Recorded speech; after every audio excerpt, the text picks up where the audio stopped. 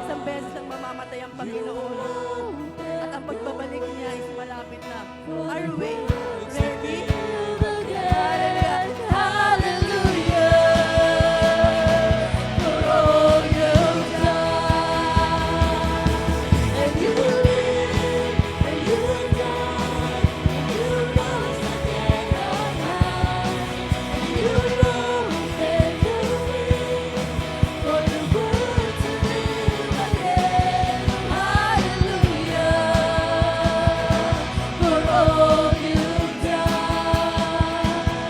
Hallelujah! For all you've done. Hallelujah!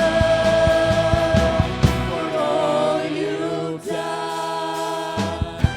Lord, kahit naguguluhan kami, Panginoon, we still choose, O God, na mag-glory sa iyong Panginoon. Magbigay ng kaluwalhatian sa iyong banal na pangalan, Ama. Hallelujah.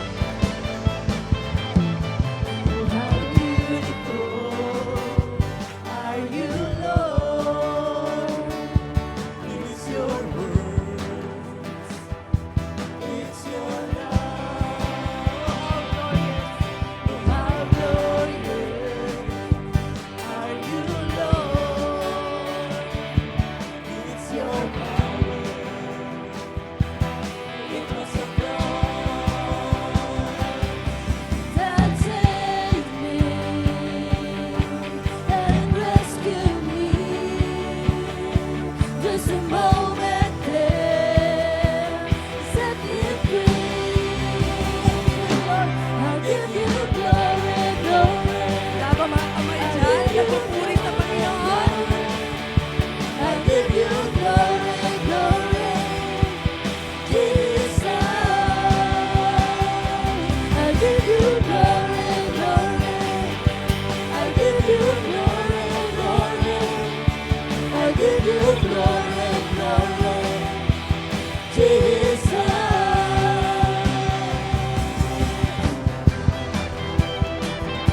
Napakasarap magpuri sa ating Ama, amen. Oh, how beautiful are you, Lord. Ganyan ba natin tinitingnan ang Panginoon? Yes, Lord, it's your love, oh God. It's your love. How glorious are you, Lord. It's your power. It was a cross That saved me and rescued me. Just a moment there set me free. I give you glory, glory. I give you glory, glory. I give you glory, glory. Jesus, I give you glory, glory. I give you glory, glory. I give you glory, glory. Jesus,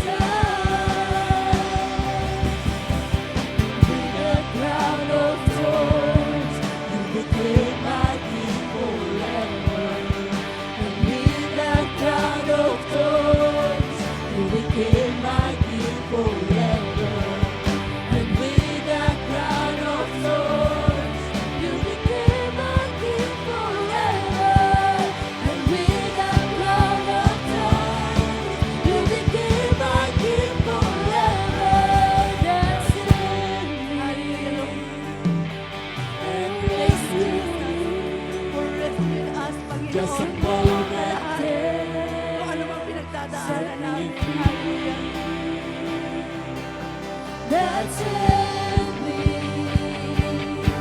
and rescued me. Just a moment there set me free.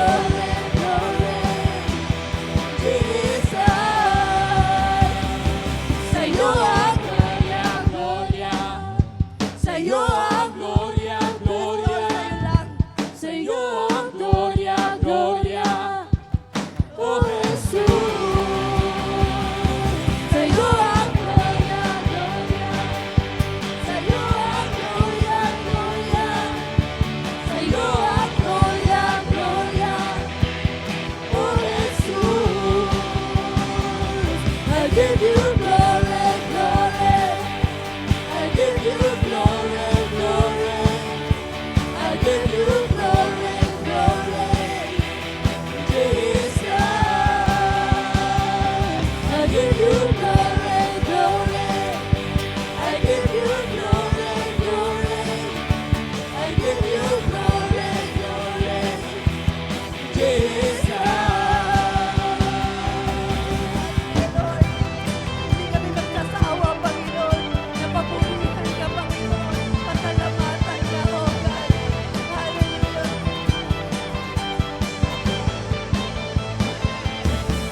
Oh, you deserve all, Jesus. Hallelujah, Panginoon. Hallelujah. Lord, hindi na tumitigil, Panginoon, kung paano ka namin papurihan. But this is our hearts, Panginoon, that only you will be glorified in this place, oh God. Hallelujah. Lord, maraming salamat, Panginoon, na kami lagi mong nire-rescue, oh God, sa lahat ng mga pinagdaanan naman, Panginoon, because you're a faithful God, you're a great God, na hindi natin matutumbasan kung paano kadakila ang Panginoon sa buhay natin. Amen? So, as we continue to worship our God, tingnan natin ang kadakilaan ng Panginoon. Huwag natin tingnan kung anong problema ang kinakaharap natin ngayon, kundi ang kanyang kadakilaan lang. Hindi natin alam kung paano, saan manggagaling ang tulong natin. Sa Diyos lang na dakila. Amen? Kaya huwag tayong magambang, kapatid. Magpuri lang tayo sa Panginoon.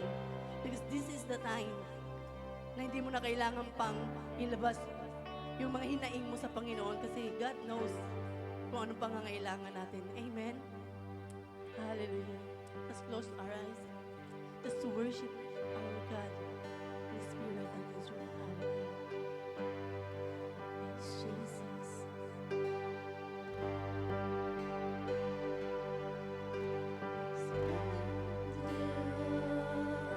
Our King. Clothed in majesty,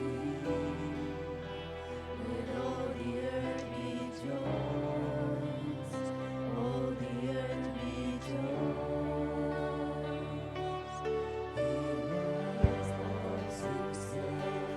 You love yourself with your lights, oh God. And darkness rises too high and trembles at His voice. Trembles at His voice. Let's sing the words. How great, yes, Lord, is our God. you're so great, God. Sing with me, how great is our God, and all will sing how great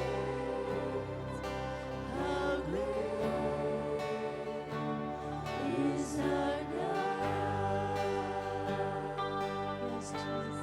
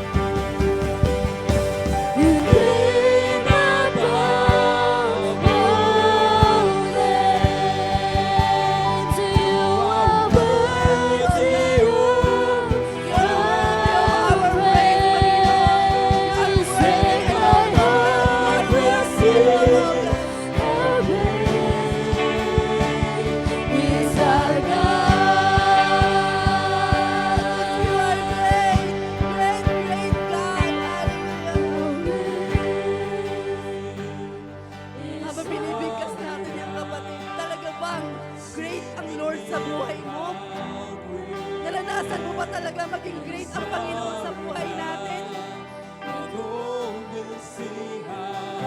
Yung nangyayari ngayon, gusto lang ipakita ng Panginoon kung gaano siya kadakila sa buhay ng mga anak niya.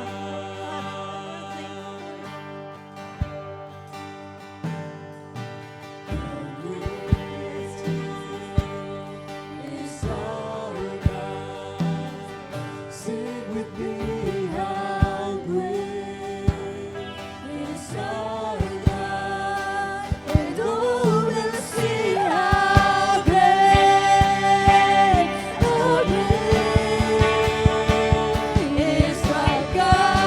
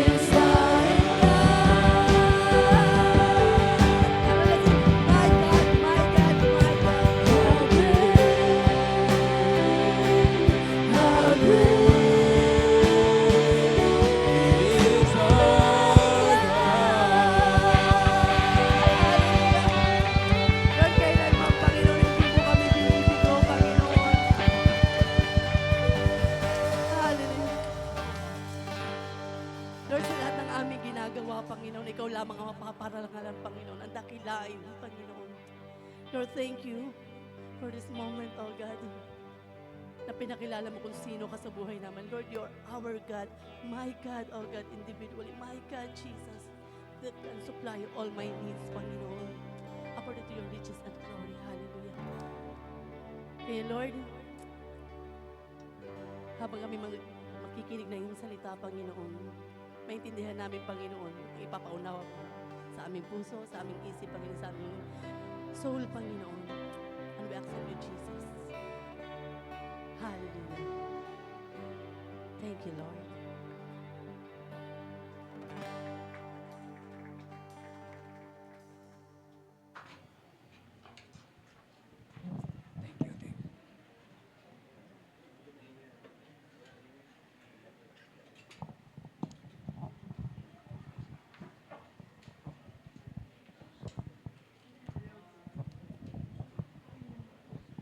Hallelujah.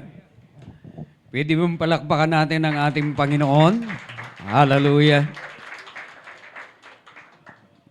Mangkukunti tayo ngayon. Pwede bang maupo na yung dapat maupo? At tayo darako na sa ating mensahe. Hallelujah. Sino po ang nagagalak sa ating Panginoon? Isang palakpak para sa Kanya. Hallelujah. Hallelujah. Okay po. So, sige yung naandyan sa likod, pwede maupo na po kayo. Tayo magsisimula na. Meron po bang bago? Bagong paligo? Okay. Sige. So, sino po ang nandito nung last week? Sino po nakakaalam nung ating series? Ayan na, pinakita ko na.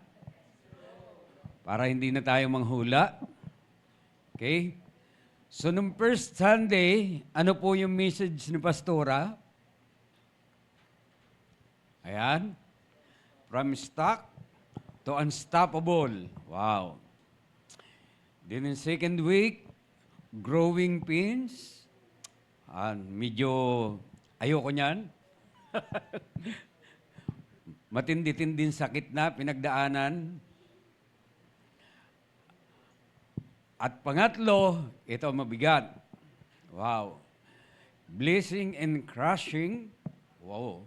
Mas parang maganda yun, may blessing eh. At yung pang-apat, little versus small.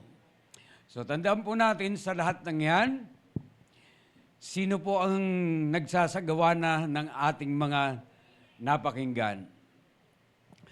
Alam niyo po, kung titingnan natin, parang ang hirap, hindi ba? Pero ang lahat ng yon magagawa natin kung tayo po ay lalago sa biyaya ng Diyos. Amen ba yon? Grow in grace, ito po yung ating pag-uusapan ngayon. Ngayon, sino po dito yung nakakaalam kung ano talaga yung grace na yan?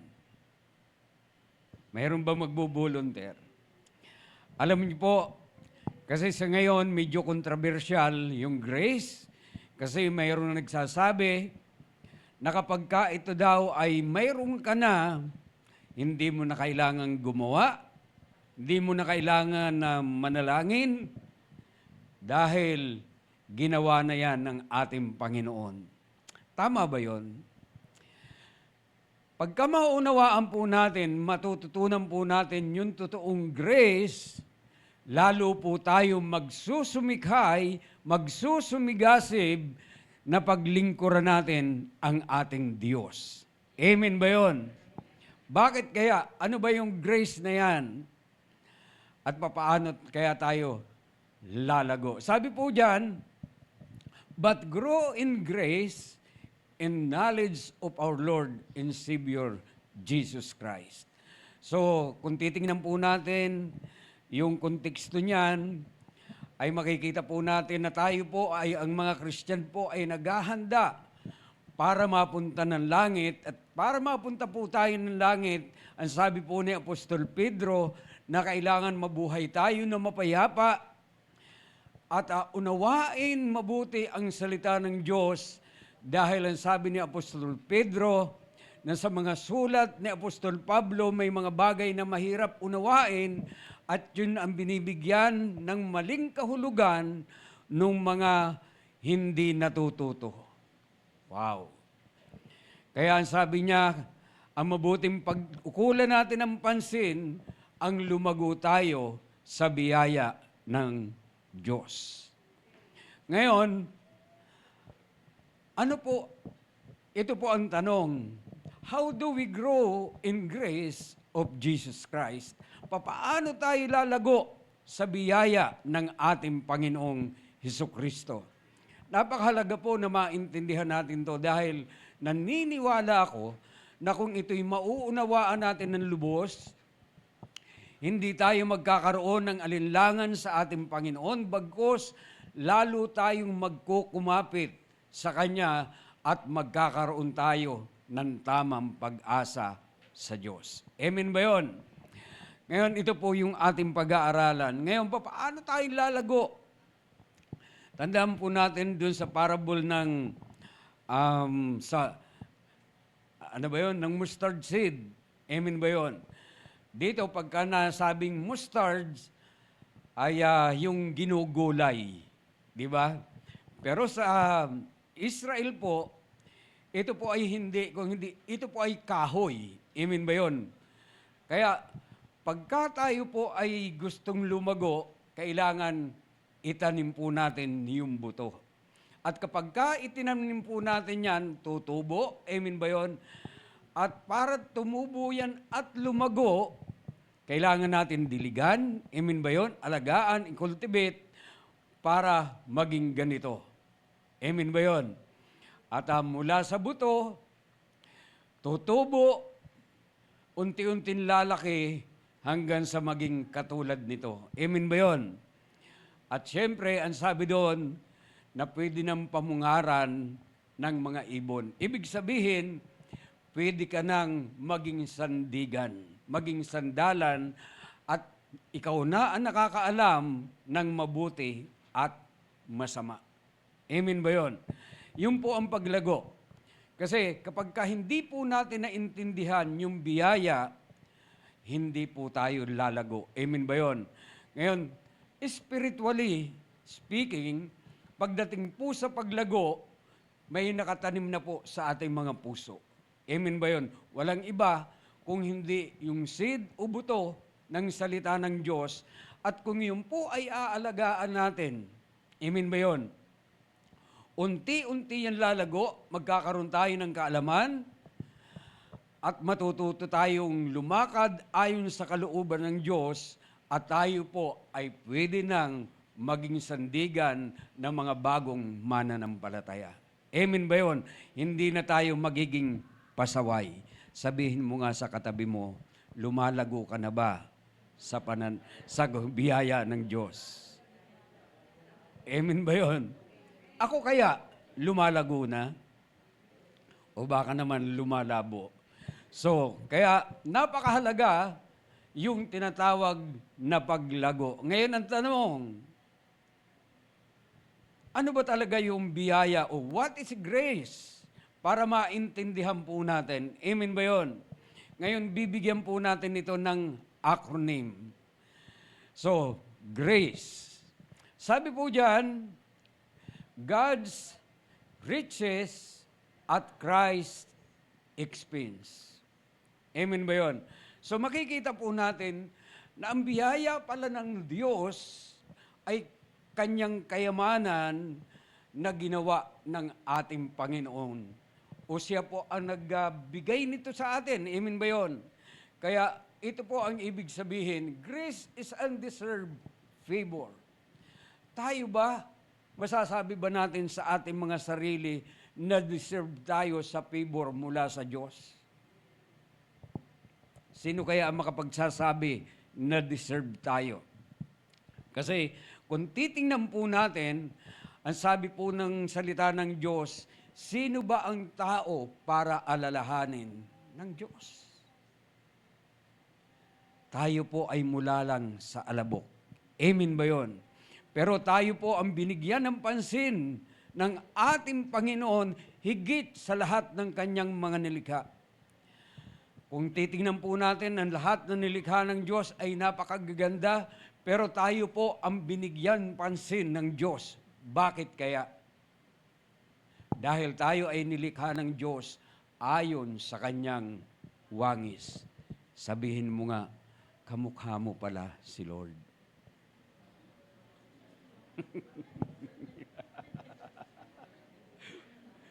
Saan kaya tayo kamukha? Pag-aralan natin, sabi dun sa Ephesians chapter 4, tayo ay kawangis ng Diyos dahil sa kanyang kabanalan. Wow! Galing pala nun ah. Sabihin mo nga, banal ka pala. Ngayon, tingnan po natin to ha. Grace is sacrificial gift. Tandaan po natin to. Ang grasya daw o ang biyaya ay sacrificial gift na ibinigay kanino? Doon sa mga hindi karapat-dapat. Tandaan po natin to.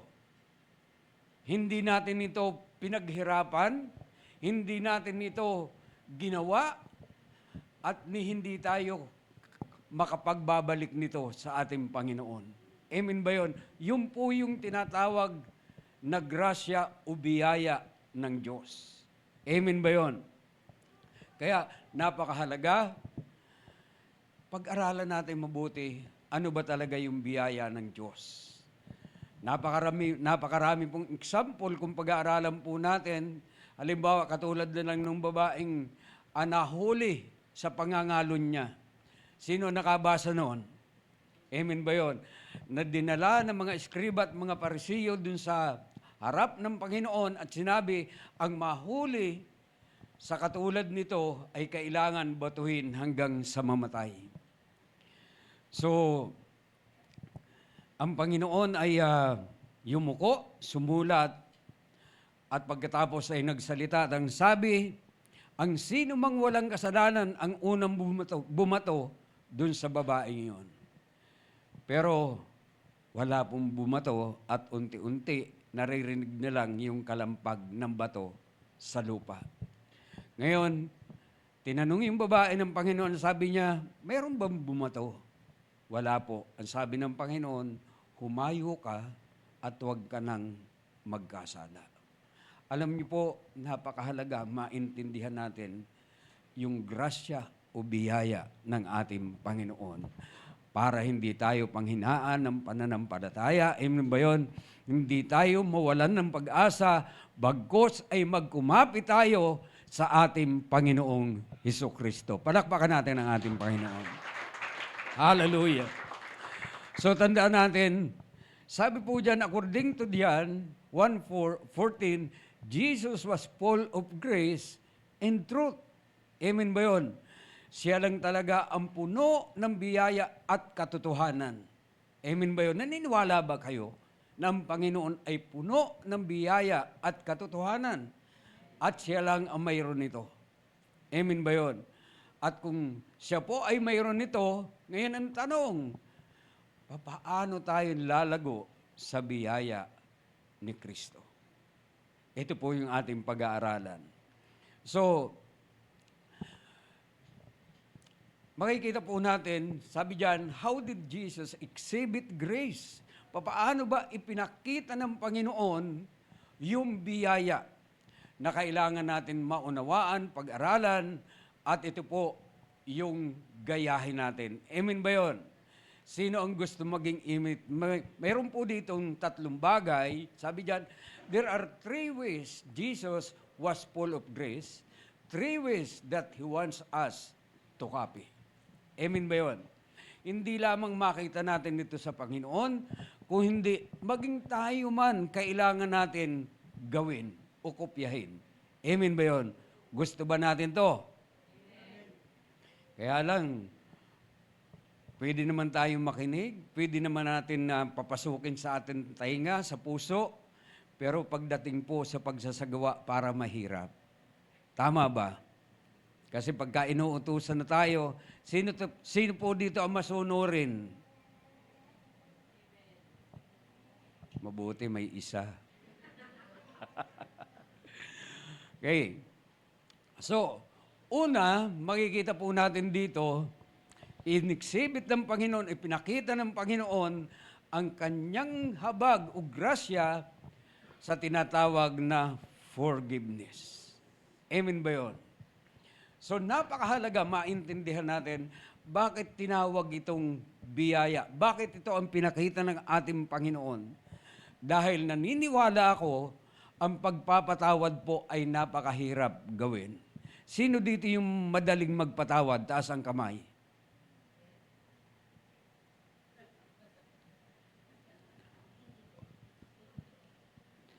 Actually, ang hirap magpatawad, hindi ba?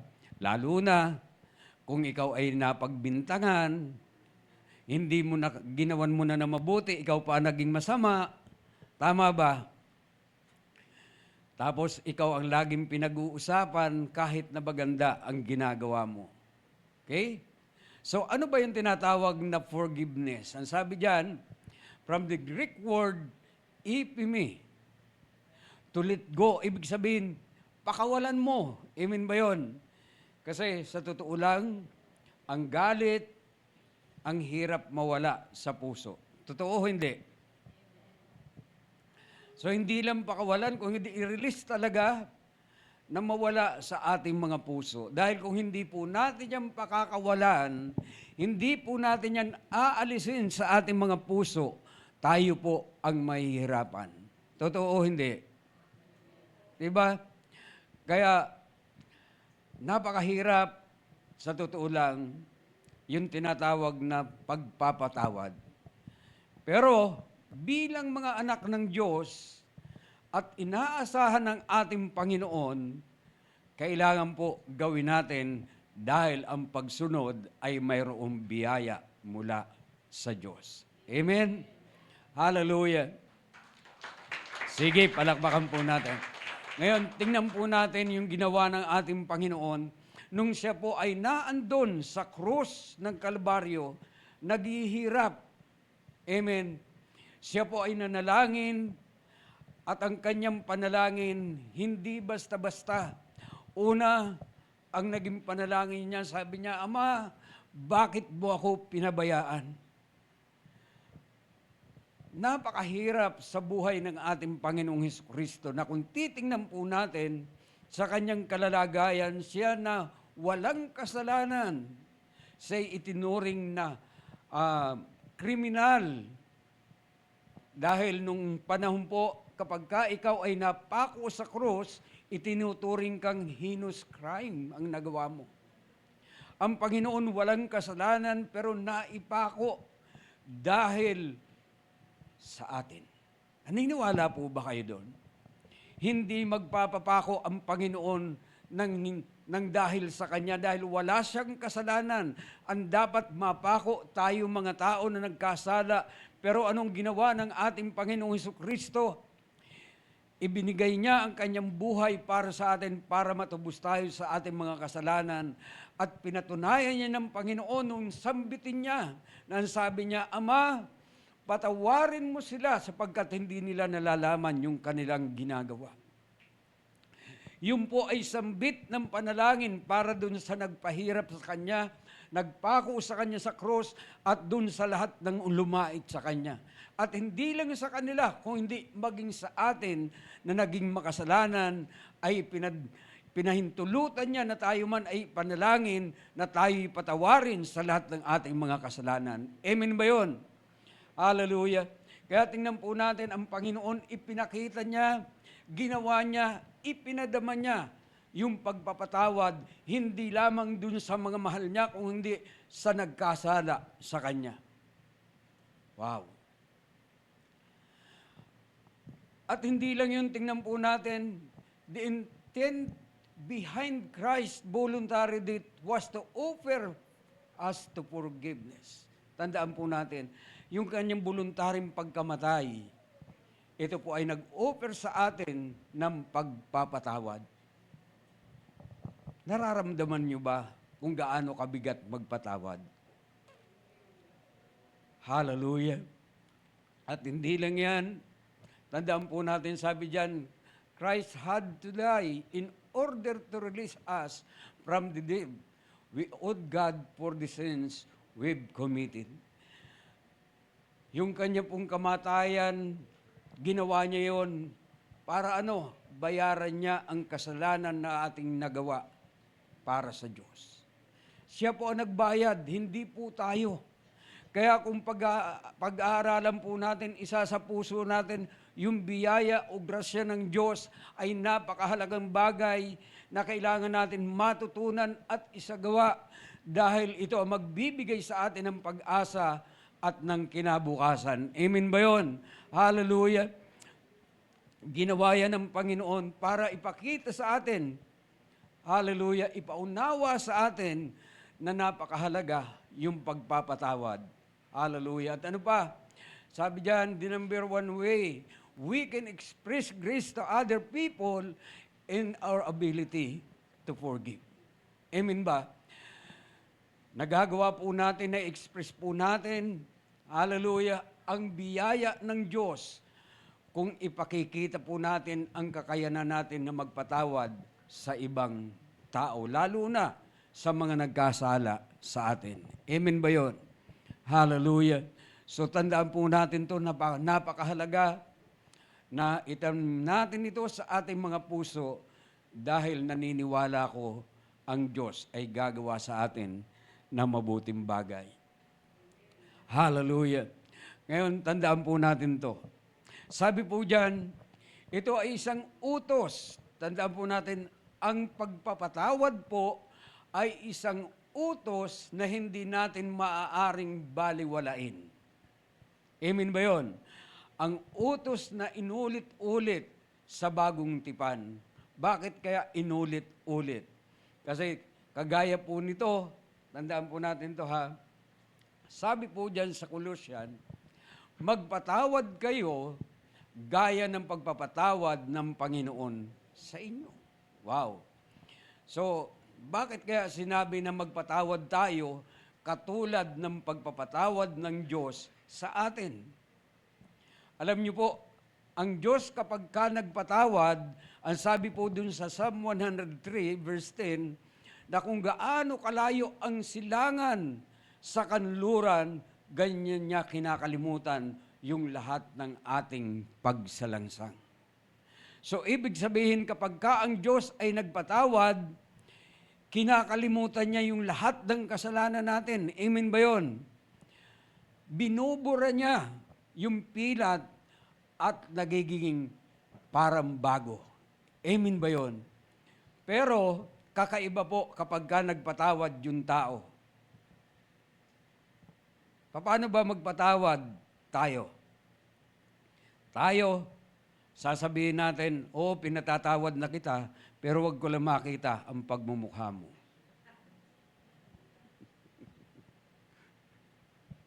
Totoo, hindi. Di ba? Kaya sabi ng Bible, magpatawad tayo kagaya ng pagpapatawad ng ating Panginoong Diyos. Kaya ba natin yon? Hallelujah. At ano pa, ito yung pinakamabigat. Ang sabi ng Panginoon, kung hindi tayo magpapatawad, hindi rin niya tayo patatawarin. Kaya sabihin mo sa katabi mo, pinatatawad na kita.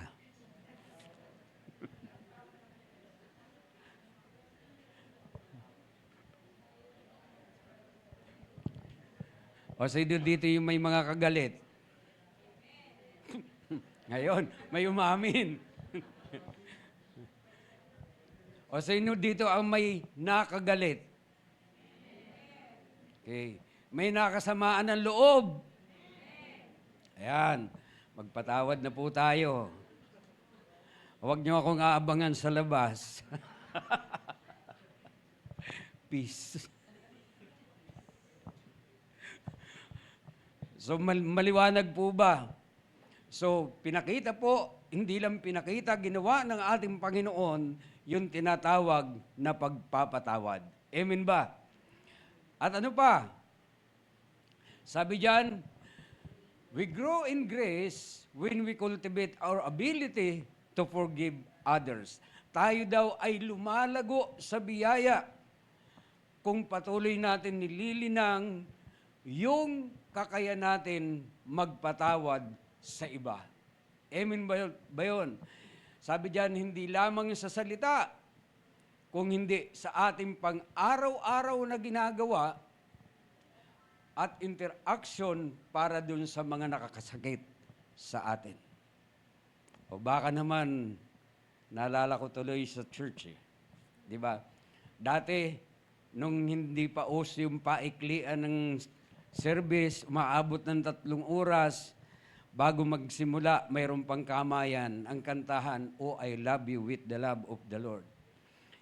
Pagka malapit na dun sa medyo kasamaan ng loob, sa halip nakakamayan. Naalala nyo yon? O paglabas kaya, hindi mga magkikibuan. Naalala ko pa yung isa minsan eh. Nagsermon ng pastor eh, mayroon palang magkagalit. Yung isa dito, yung isa doon. Pagkatama dun sa kabila, papalakpak hinaan dito. Pagkatama naman dito, papalakpak naman yun dito. Nagkakahalataan tuloy. Sana naman dito, walang magkakagalit. Walang samaan ng loob. Amen ba yun?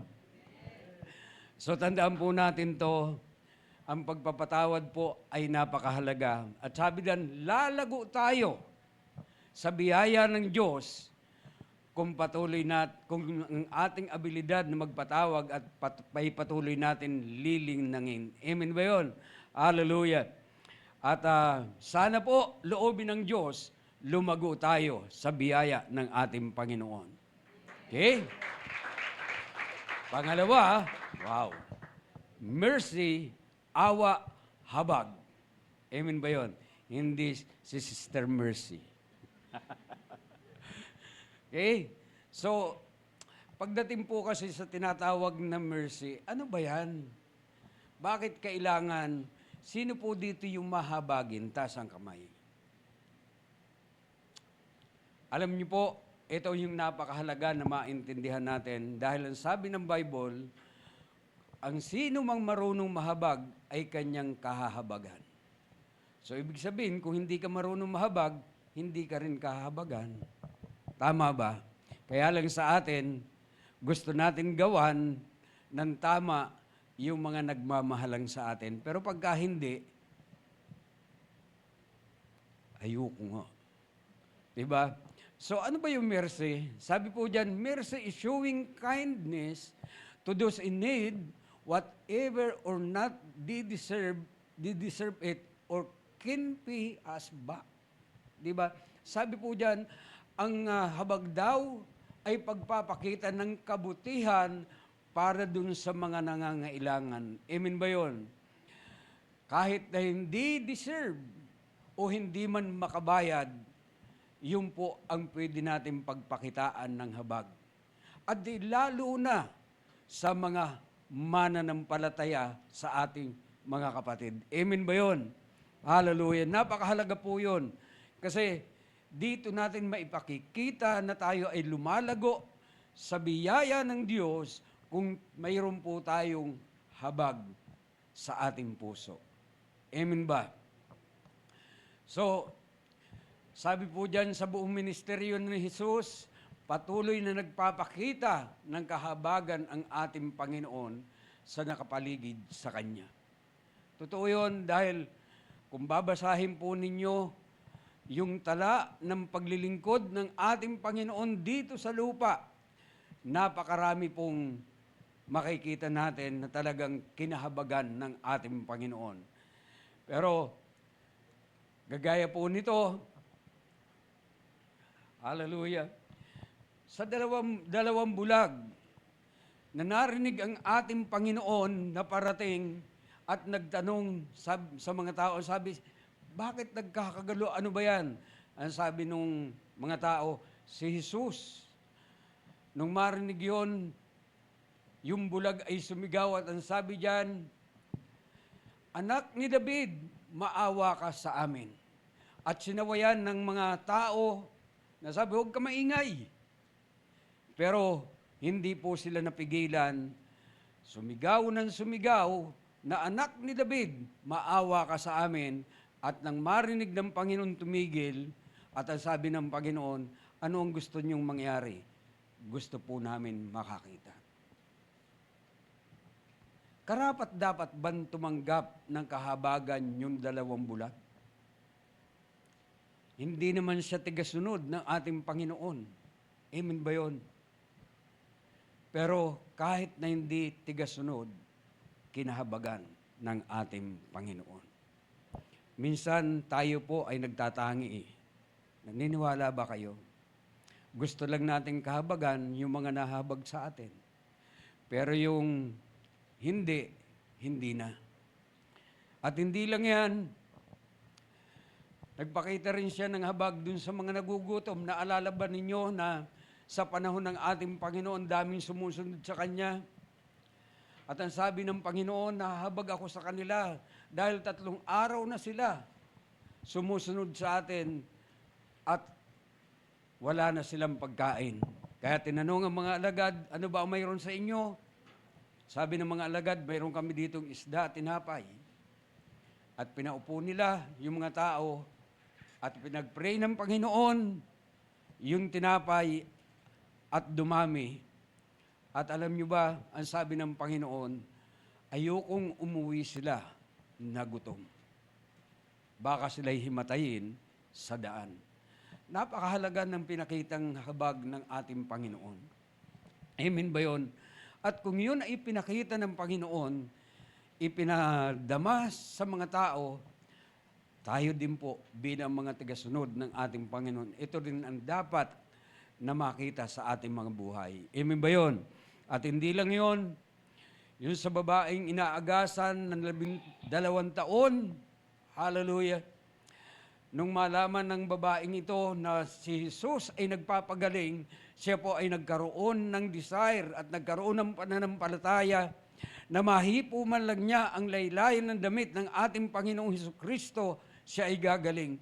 Kaya nang dumaan ang Panginoon, siya po ay nakipagsiksikan dun sa napakaraming tao. Hindi alintana na siya'y nangihina, hindi alintana na napakaraming tao kung paano niya mahihipo yung laylayan ng damit ng ating Panginoon kung hindi siya'y nagpursige.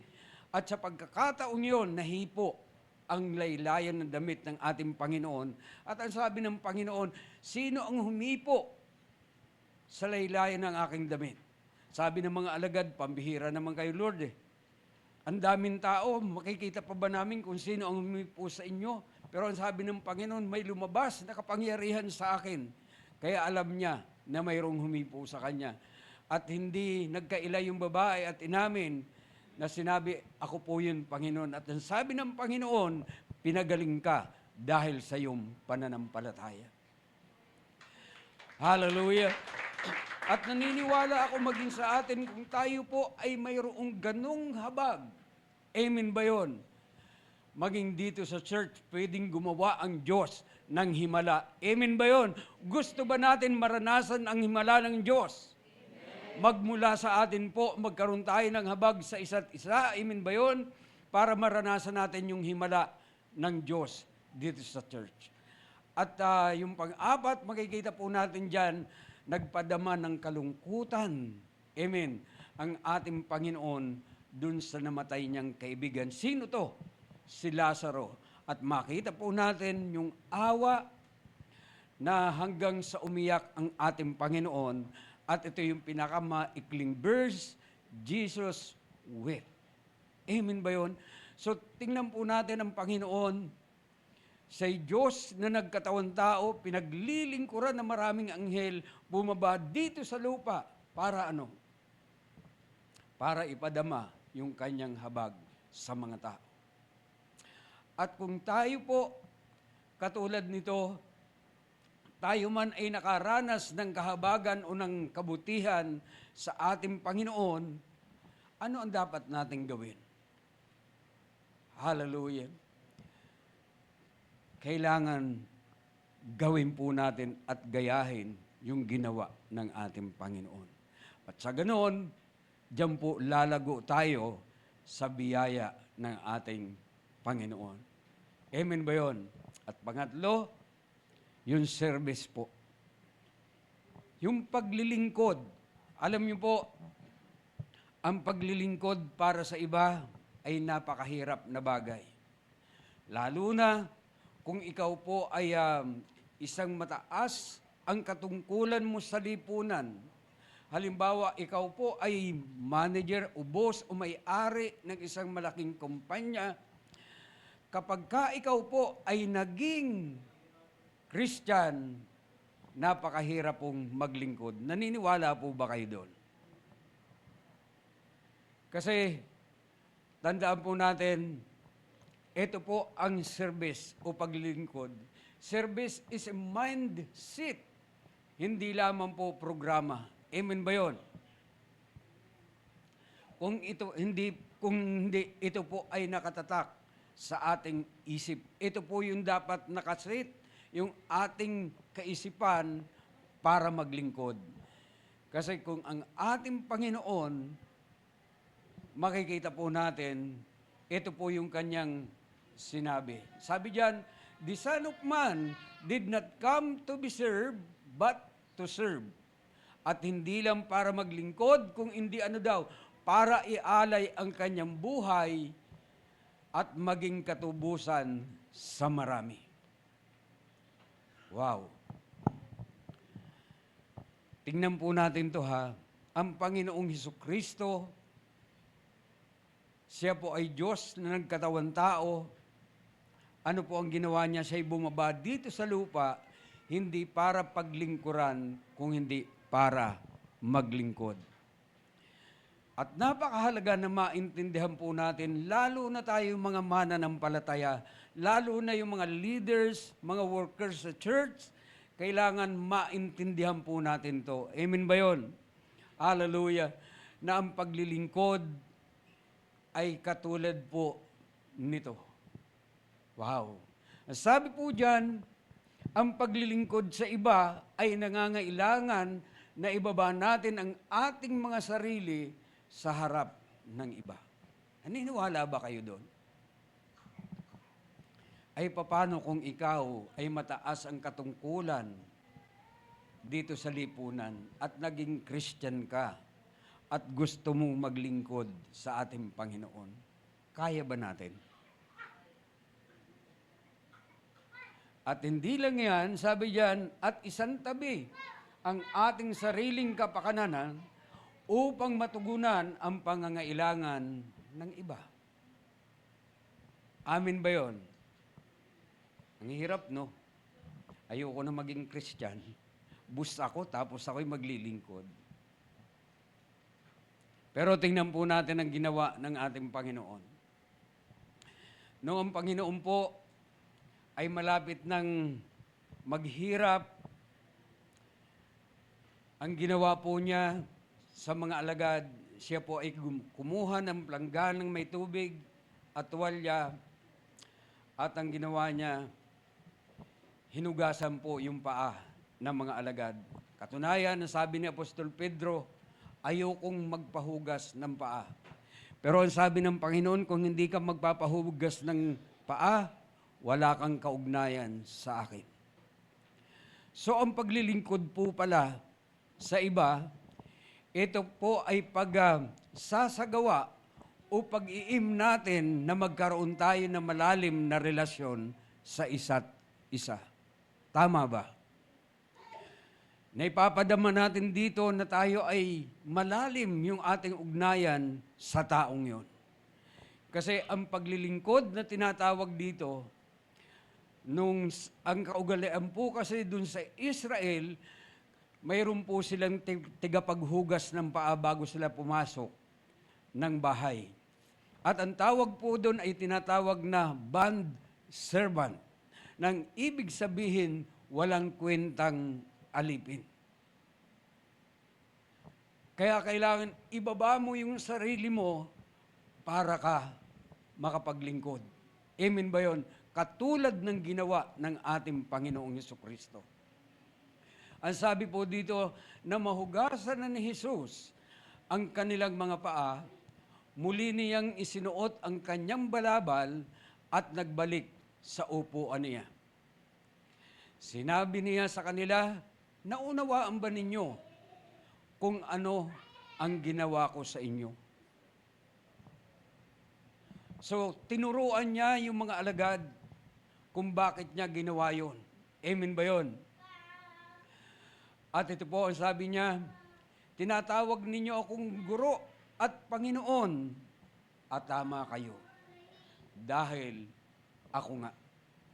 Amen ba yun? Siya po ay guro, Panginoon, at hindi lang basta Panginoon, kung hindi, siya ay Diyos na nagkatawan tao, pero pinaglingkuran yung kanyang mga tigasunod. At ang sabi po dito, kung ako nga'ng Panginoon at guro ninyo ay naghugas ng inyong mga paa, dapat din ninyong hugasan ang mga paa ng isa't isa. Hallelujah. So, ibig sabihin, yung ginawa ng Panginoon, kailangan natin gawin.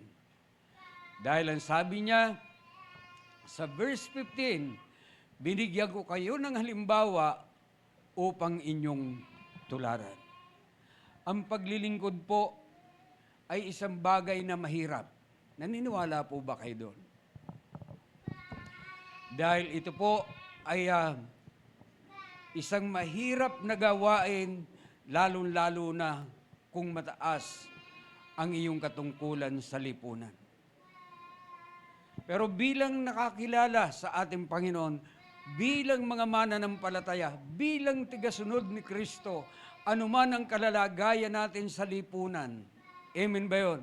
Anuman ang kalalagayan natin sa ating pinagtatrabahuan, sa anumang bagay na ating ginagalawan, kung nais po natin maging katulad ng ating Panginoon sa ating paglilingkod, kailangan po nating kalimutan. Amen ba yun? Dahil higit ang paglilingkod natin sa Panginoon kaysa ibang bagay na pinaglilingkuran natin. Amen ba yun? Dahil ang ginagawa natin sa Diyos, amen ba yun? Hindi mawawalan ng kabuluhan. At gusto ko lang ipaunawa na ang masayang pusong paglilingkod, ito lang ang tinatanggap ng Diyos. Amen ba yun? Ang masayang puso ang tinatanggap ng Diyos na paglilingkod. Amen ba? Kaya sa atin po bilang mga mananampalataya, gusto ba natin lumago sa biyaya ng ating Panginoon? Nagpapaalipin nga tayo sa iba, hindi ba? Saan ba tayo nagpapaalipin? Sabi ng Bible, kung tayo daw ay nagkakautang sa isang tao, nagiging alipin tayo. Di ba? Nagiging sunod-sunuran tayo. Kung nagpapaalipin tayo sa iba, how much more kung magpaalipin tayo sa Diyos? Di ba? Ang pinaglilingkuran natin, hindi lamang basta-basta, ang pinaglilingkuran natin, hari ng mga hari, Panginoon ng mga Panginoon, at Diyos ng mga Diyos. Amen ba yun? At yung paglilingkod na yan, kung masaya ang ating mga puso, ang sabi ng Biblia, hindi mawawalan ng kabuluhan. Hallelujah! Sino ang gusto maglingkod? Hallelujah!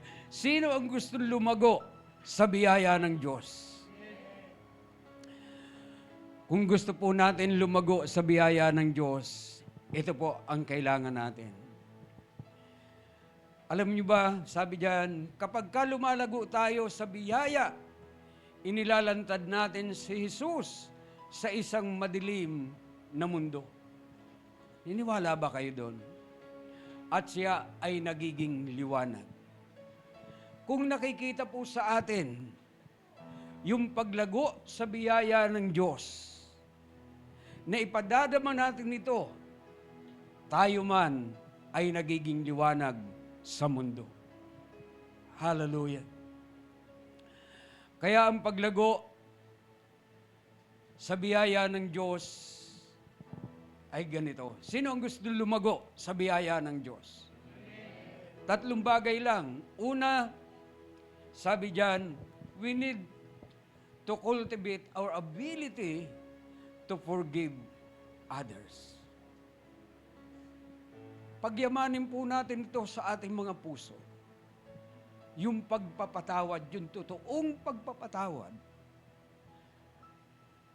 Dahil, alam nyo ba, kung tayo dito sa church, matuto tayong magpatawad, kasi nakalulungkot po sa church pagka nagkakaroon na ng problema, sa halip na ayusin yung problema, ang nangyayari, umaalis. Dahil hindi marunong magpatawad. Tama ba? Kaya sa atin po na naandito, bilang mga mananampalataya, bilang tigasunod ng ating Panginoon, alagaan po natin mabuti sa ating mga puso. Na hindi lang natin marinig, hindi lang natin itanim sa puso, kung hindi, isagawa po natin. Maaring mayroon kayong mga kasamaan ng loob, ngayon pa lang, ipag-pray na po natin. Amen ba yun? Nabigyan tayo ng kalakasan ng loob na tayo ay matutong magpatawad. Pangalawa, we need to show mercy and kindness to those in need. Hallelujah. Kailangan po natin magpakita ng habag, lalong-lalo na dun sa mga nangangailangan ng habag. Hallelujah. Alam niyo po, napakahalaga bilang mga anak ng Diyos. Dahil ang sabi ng Panginoon, kung tayo ay mahabag, kahabagan tayo ng Diyos. At ang pangatlo, we need to serve others with sacrifice.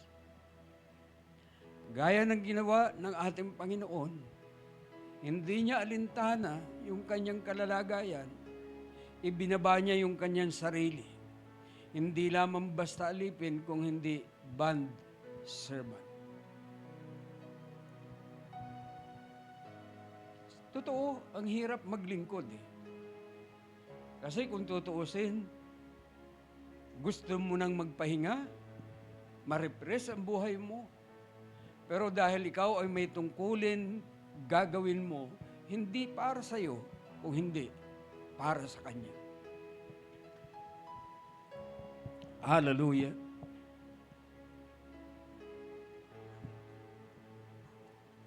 Alala ko po, yung mga tao na nagtiyaga para sa akin. Kasi kung hindi ako pinagtiyagaan ng mga taong yun, hindi ko alam kung nasaan ako. Pero dahil po sa pagtatiyaga nila, ito ako ngayon. Kaya ako naniniwala bilang mga anak ng Diyos, mailagay natin ito sa ating mga puso. Amen.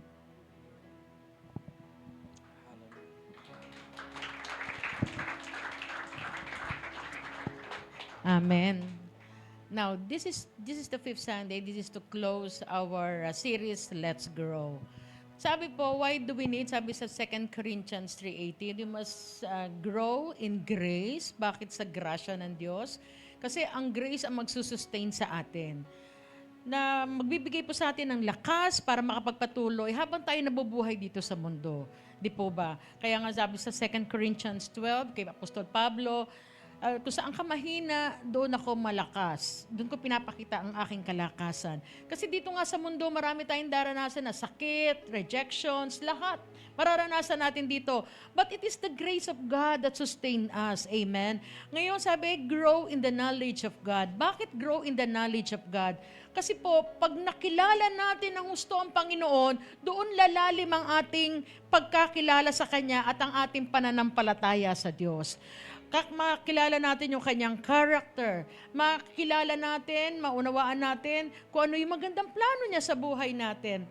Now, nagpapasalamat ako kay Lord for the 5th Sunday. It is Pastor Manny that gave the preaching. You know why? Kasi siya yung buhay na patotoo sa grasya at biyaya ng Diyos sa buhay niya. He is now 75 years old, with full of strength, naglilingkod pa rin sa ating Panginoon.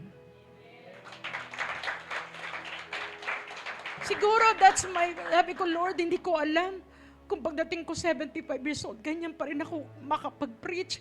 Kasi marami akong kilala, 60, 70, sa boses pa lang, hindi mo na maintindihan. Tama po ba? Garalgal na yung boses. Siguro sa pagtayo, hindi niya nahirapan. Although sabi niya, titingnan ko kung makakapag-preach ako, sabi niya, kasi nanginginig na yung tuhod ko.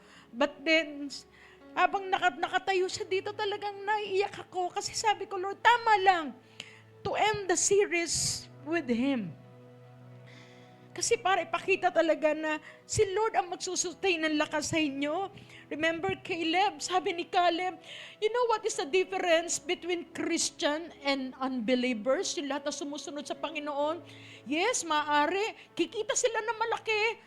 Pero tinan nyo, marami tayong kilala. Nung kabataan nila, malakas sila. They enjoy life to the fullest. Dahil marami silang pera. Pero bago sila, pag tumanda na sila, tinan nyo, yung lahat din ng pera na yon, ginastos nila dahil sa kanilang karamdaman. For example, Steve Jobs, tama po ba? And so many popular people. Pero si Caleb, ito yung kaibahan na habang sumusunod ka, na habang patanda ka ng patanda, makita mo, kapatid, yung pabor at grasya sa iyo ni Lord, patuloy kang magiging malakas. That you will enjoy the promises and all the favor of the Lord. Kaya huwag kang titigil na lumago sa biyaya, sa karunungan ng Diyos. Dahil bago magtapos ang buhay mo dito sa mundo at bago kukunin ni Lord, ang sabi ni Joshua, bago siya namatay, sabi niya, nais kong ipaalam sa inyo, lahat kayo mga Israelita, mula noon hanggang ngayon, walang ni isang pangako ng Diyos na hindi niya tinupad sa buhay ko. At gusto natin, lahat tayo ganun din. Habang tumatagal tayo dito sa mundo, yes, hindi tayo naging popular, hindi tayo nakapaka-super yaman, pero na-enjoy mo ang buhay mo to the fullest dahil sinamahan ka ng ating Panginoon. At yan ang sukdulang biyaya ng Diyos sa bawat sa atin. Can we all stand and give the Lord the highest praise, the highest worship that He deserves? Alalahanin natin ang biyaya ng Diyos sa buhay natin, kapatid. God has given you strength. Gamitin mo yan para sambahin mo ang Diyos ng buong puso, buong pag-iisip, buong kaluluwa. Come on, church.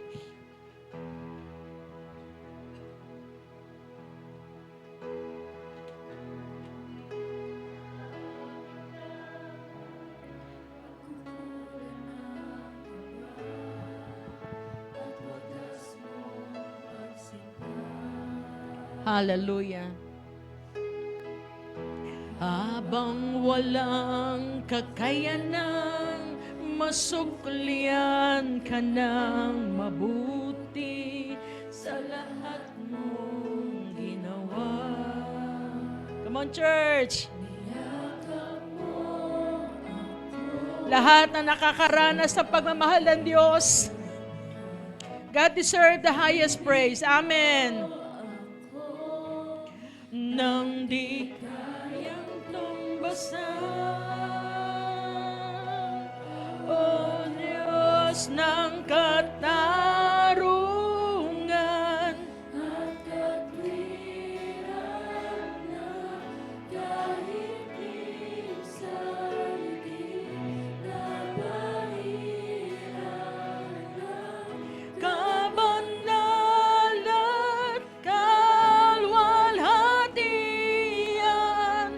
Salamat sa sukdulang biyaya mo, O Diyos ng pag-ibig na mas malawak pa. Kaysa aking mga pagkakasala. Higit pa sa buhay ko. Salamat sa sukulang biyaya mo. God has offered everything for us. Hallelujah. When He was on the cross, He shouted so loud. Hallelujah. Kapatid, kaya mo rin yan sa pagmamahal mo sa Panginoon. Come on. Ang walang salang manunubos na tumako ng parusa. Nararapat sa akin. Hallelujah. Anong habang sa tulad ko'y gawadan Ang iyong katwiran. at ako'y patawad. Lahat ng pinatawad ng Diyos, can you raise your hands for the Lord? Oh, ako sa aking karumihan, inibig mo ako. Nang di kaya umasan, Niyakap mo ako sa aking karumihan. inibig mo ako. Nang di kayang tumpasan. Come on, sing for the Lord ng katarungan at katwiran na kahit minsa'y di nabahiran ang kabanalan kawalhatian. Salamat sa sukdulang biyaya mo, O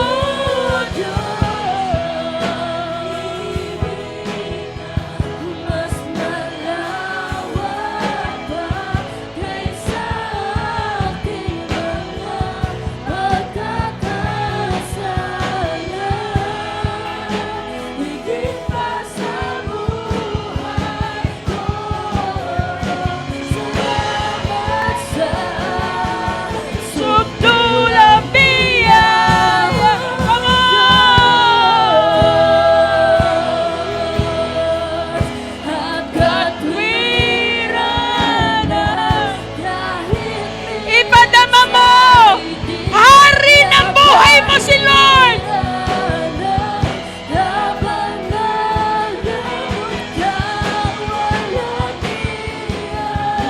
Salamat sa sukdulang biyaya mo, O Diyos ng pag-ibig,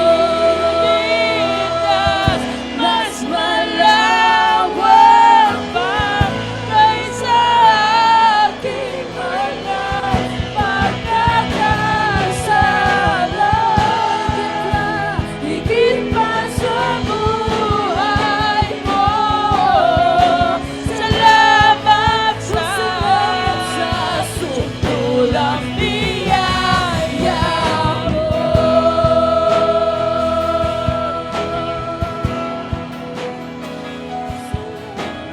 Salamat sa sukdulang biyaya mo.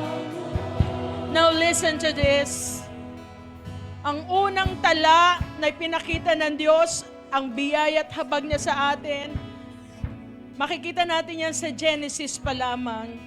Nung time na nagkasala si Adan si Eva dahil sa pagsuway sa kanyang utos, nung maunawaan ni Adan at Eva na sila nagkasala, sila'y kumuha ng dahon, pinantakip sa kanilang mga hubad na katawan. It was written in Genesis 3:7.